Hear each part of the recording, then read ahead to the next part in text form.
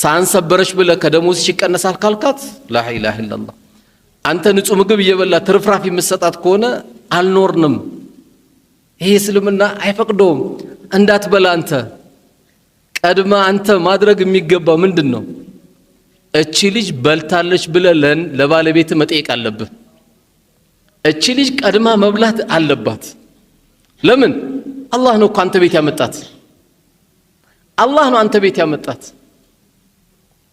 አላህ ደግሞ ነገሮችን ይገልባብጠዋል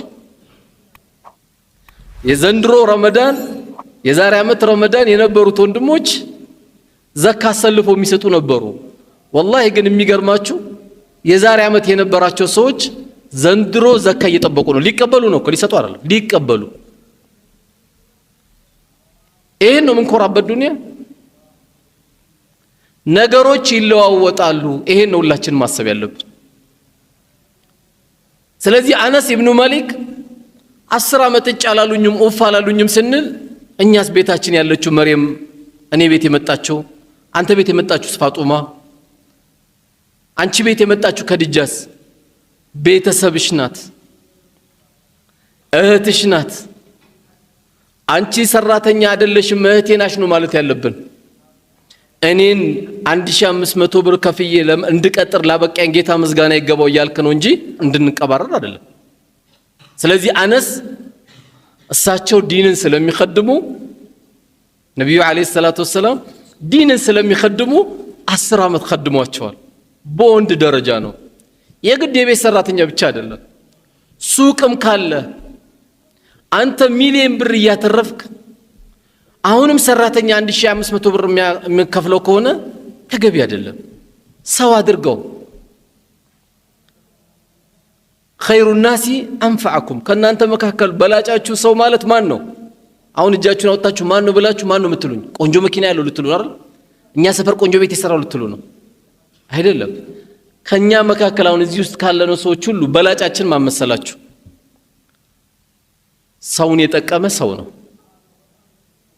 አንድ ሰው ወደ ሰው ነኝ የሚለው ለሰው መኖር የጀመረ ጊዜ ነው እንጂ ጥሩ ነገር ገባ በር መቆለፍ ከሆነ ይሄ የኛ ሱና አይደለም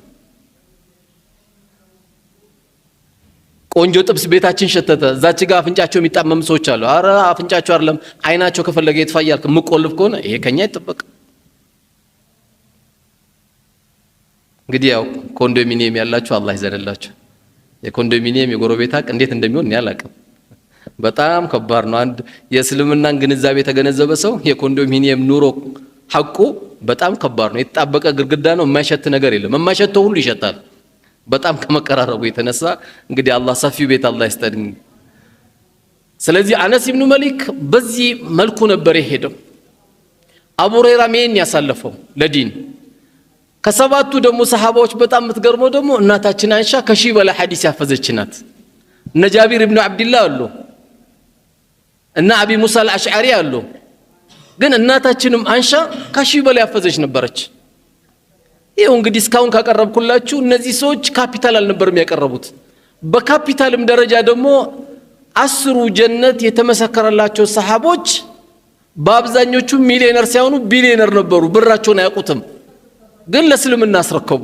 ዲኑ خدሙበት አላዋረዱትም ይሄን ዲን በደንብ ጠበቁበት የሚደረገው ነገር ሁሉ አደረጉ ደህይተው ድንጋይ አስረው ነው የሞቱት ረሃቡ ማለት ነው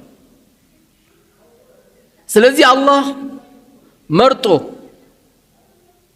ወፍቆ ስለ ዲን እንድትቆረቆር ማድረግ ቀላል ነገር አይደለም ምን ያለው እዚህ መስጊድ ስንመጣ ሰፈር ላይ እዚህ ጀማ ምን ሰግዶ ወንድሞች ስንመጣ ይህንን ብር አውጥቶ እዚህ መስጊድ የሰራው ሰውዬ ምን ያለን ቀናበታለን መቅናት ማለት እኮ ይሄ መስጊድ የሰራው ሰውዬ ነው መቅናት ያለብን እኔ እንዴት ነው ከዚህ የበለጠ ሰፊ መስጊድ መሰራው ምን አለ በዚህማ ብንቀናና ማንንም እኮ የጀሃነም የለም ሁሉም የጀነት ነበር ዛሬ የሚቀናናው ኬት አባቱ የመኪና መጣው ነው የሚለው ኬት አባቱ አመጣው ባቋራጫ መጣው እንዴ ሰራው ግን ቤቱን ይላል ምን አገባንኛ ትራፊክ ነን እንዴ አላህ ለጠላቱ የሚሰጥ የለ እንዴ ዱንያ ወንድም አይጣብ እንጂ ቀና ይበልልህ ኑር መስሎ ይድልህ አንድ አዝማሪ የ10 ሚሊዮን ብር መኪና ሊይዝ ይችላል። የያዘ ወንድም ምን አስገረመ? መስጊድ የገባ ቂብላ የገባ አረ አላህ ይልቀቅበት በልና ዱዓ አድርግለት። በሽተኛ ነው እኮ የምትሆነው። አሁን ኮቪድ ይባላል። ከኮቪድ ይብሳል ይሄ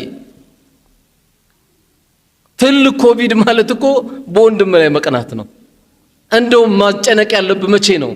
ወንድም ሲያጣ ህመም ነው አላንተ። ወንድም ካጣ ሚስቱ ትጨነቃለች። ወንድም ካጣ ልጆች ይጨነቃሉ። ፍላጎታቸው መሙላት አትችልም። እኛ ምንቀናናው ጉርጓድ ውሃ በቆፈረው ሰውዬ አይደለም። እኛ ብንቀናናው የቲምን በከደመ ሰውዬ አይደለም። እኛ ምንቀናናው እኛ እዚህ ተቀምጠን አንዳንዱ እኮ ይገርማል። ሰፈር ሱቅ ላይ ቆሞ እንዴት ቀደመኝ ይላል። መርካቶ ገብተህ ታዲያ ጆንያት መሸከም አትጀምርም እንዴ? ምክንያቱም መላእክት ዶላር ይዞለት እንዲመጣ የሚፈልግ ሰው አለ። እንዲህ ደግሞ የመጣም የለም ወደፊትም አይመጣም። احرص على ما ينفعك واستعن بالله ያሉት ነብዩ አለይሂ ሰላቱ ወሰለም። ለሚጠቅም ነገር ጥረት አድርግ፣ ከዛ በኋላ በአላህ ላይ ተመካን የተባለው።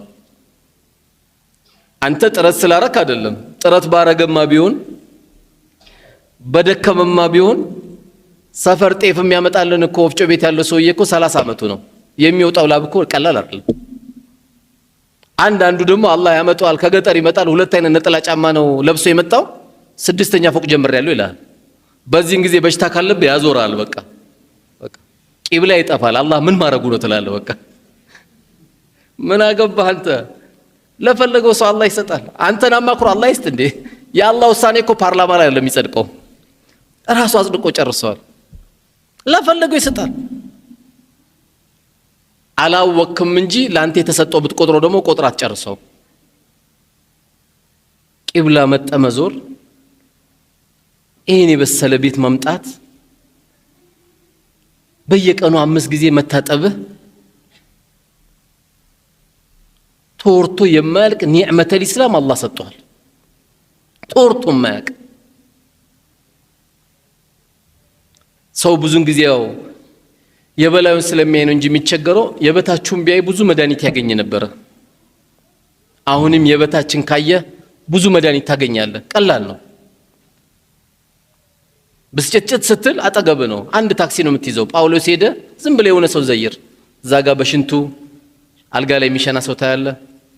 እዛ ጋር ደግሞ ኦክሲጅን ተደርጎለት ደግሞ ገርገራ ውስጥ የገባ ሰው ታያለ። እዛ ጋር ደግሞ እግሩ ተቆርጦ ሲሰራለት የምታየው ሰው አለ። ብዙ መድኃኒት ታገኛለህ።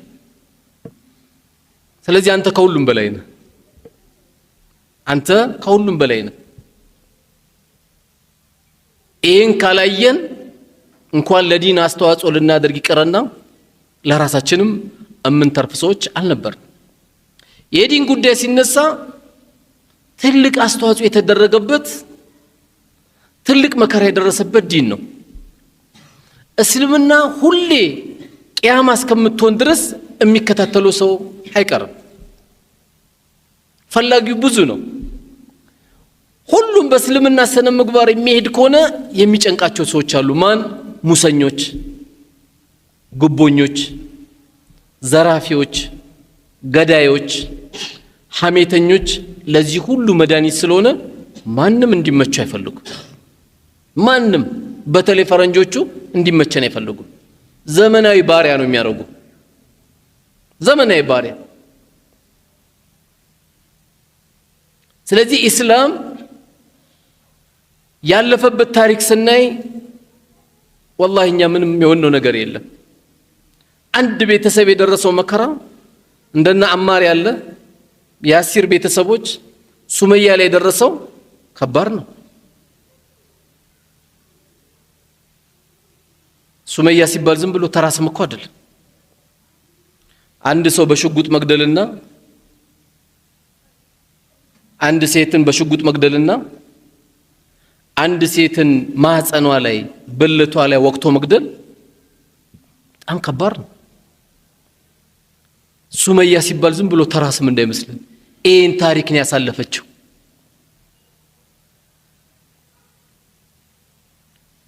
የዚሁ ቤተሰብ አካል የሆነው አማርም እኮ ሁበልበል ከአላህ ውጪ የሚጠቅም አለ ብለህ ተናገር ሲባል እኮ አልልም አለ። በል አልልም አለ። መጨረሻው ግን ዱላው ከመብዛቱ የተነሳ ራሱን ስለሳተ ሁበል ይጠቅማል በላሉት ሁበል ይጠቅማል ብሎ ተናገረ። ዱላውን አቆሙ። ነገር ግን በጣም ስቅስቅ ብሎ አለቀሰ። ሲያለቅስ አላህ ጭንቀቱን የሚያውቀው ጌታ ከሰባቱ ሰማይ በላይ የሆነ ጌታ ቁርአን አወረደ በሱ ላይ። የጭንቀትን የሚያውቅ ጌታ አላህ ብቻ ስለሆነ አላህ ብስራት ላከለት። ኢላ መን ኡክሪሀ ወቀልቡሁ ሙጥመኢኑን ቢልኢማን አለ። ይህንን የኩፍር ንግግር የተናገረው ውስጡ ኢማኑ ሙሉ ነው፣ እየጠላን የተናገረውና አፉ ተብላል ተባለ። ግን ሁበል አለ። አላህ ግን የቀልብን የሚያውቅ ጌታ ስለሆነ ነፃ ወጣ። የደረሰበት ዱላ ቀላል አይደለም። እነ ቢላል የደረሰባቸው መከራ ቀላል አይደለም። ነብይ ናቸው አለይሂ ሰላቱ ወሰላም። የፈለጉትን ነገር ጠይቀው መርሐባ የሚባሉ ናቸው። ግን ለዚህ ዲን ጥርሳቸው ተሰብሯል። አዝማሪ ተብለዋል፣ ገጣሚ ተብለዋል፣ ሟርተኛ ተብለዋል፣ ጠንቋይ ተብለዋል። በእያንዳንዷቸው በሚሏቸው ንግግሮች ግን ሁሉንም አላህ መልስ ሰጧቸዋል። ይሄ ሁሉ ስድብ ተሰድቦ ተመቶ ምን ብሎ ግን አላህ ምን አላቸው? ኢና ከፈይናከል ሙስተህዚኢን አላቸው። በአንተ ላይ የሚያላግጠው ሁሉ እኛ በቂው ነን አለ አላህ። አንተ ላይ የሚያላግጥ ሁሉ እኛ በቂ ነን አላቸው። ይሄ ሁሉ መከራ በሳቸው አልፈዋል። ግን ለዲን ያደረጉት አስተዋጽኦ ነብዩ አለይሂ ሰላቱ ወሰላም ይሄ ሁሉ ሆኖ ግን እያለ ላለፈውም ለወደፊቱም ወንጀል ተምረዋል ተብለው ግን እሳቸው ስራቸውን አላቆሙ። እናታችን አንሻ ባወራቸው ሐዲስ ያለፈውንም የወደፊቱንም ወንጀል ተምረሃል ተብሎ ከተነገራቸው በኋላ እሳቸው ሌሊት ተነስተው ሲሰግዱ አይታ አላህ እኮ ምሮካል፣ ምን ሊቀርብ ነው? ሁሉም ነገር አድርጎልሃል ብላ ስትላቸው አንሻ የሚገርም ንግግር ነው የተናገሩት እሳቸው። አፈላ አኩነ አብደን ሸኩራ፣ ታዲያ አመዝጋይም ባሪያ ነው እንጂ መሆን ያለብኝ አመፀኛ ባሪያ መሆን አለብኝ እንዴ? አንሻ ነው ያሏት። ጀነት ተረጋግጦላቸዋል። እንኳን ነብዩ አለይሂ ሰላቱ ወሰላም ይቀርና በስም ደረጃ ተጠቅሰው ጀነት የተመሰከረላቸው ሰዎች ብዙ አሉ። ለዲን አስተዋጽኦ ከማድረግ ግን አልተወገዱ። ዑስማን ኢብኑ አፋን ስንተኛው ኸሊፋ ነው? አቡበከር፣ ዑመር። ኦኬ ለካ ከቀጠርኩኝ መልሱ ልነገርኳችሁ ማለት ነው። ስንተኛ ነው? ሶስተኛ ነው። ዑስማን ኢብኑ አፋን ሶስተኛው ኸሊፋ ነው። ረሱል አለይሂ ሰላቱ ወሰላም ገዝወል ዑስራ የተባለች ዘመቻ ኢብኑ አፋን ምን አለ? ሙሉ ወጪ እኔን የምሸፍነው አለ። ሙሉ ወጪ እኔን የምሸፍነው አለ። ይህም ሳይበቃ እስካሁን ድረስ የሚገርማችሁ መዲና ላይ የዑስማን ኢብኑ አፋን እስካሁን ድረስ የምትወጣ የጉድጓድ ውሃ አለች። ቢዕሩል ዑስማን ኢብኑ አፋን ናት። የዑስማን ኢብኑ አፋን ያስቆፈራት የጉድጓድ ውሃ ናት። እስካሁን ይጠቀሙባታል። ይህንም ተከለ ዑስማን ኢብኑ አፋን። ረሱል አለይሂ ሰላቱ ወሰላም ምን አሉ? ዑስማን ካሁን በኋላ ምንም አይጎዳውም አሉ። ዑስማን ካሁን በኋላ ምንም የሚጎዳው ነገር የለም ነው ያሉት። ማድረግ የሚገባውን ነገር በተግባር ነው ያደረገው ማለት ነው። በተግባር ምን የሚያስቀረው ነገር የለም። ቅድም እንዳልኳችሁ ማለት ነው። መስጊዳችን 1000 ኩንታል ሲሚንቶ ይፈልጋል ሲባል አይ ሙሉ እንዳይሰበሰብ ብሎ የሚናገር ሰው የዑስማንን ታሪክ ደገመ ማለት ነው። አንድ ነገር ሲያስፈልግ በዛ ነገር ላይ እኔ ብሎ መፎካከር መኖሩ ይሄ ቀላል ነገር አይደለም። አላህ የወደደ ሰው ነው ይሄን የሚያደርገው።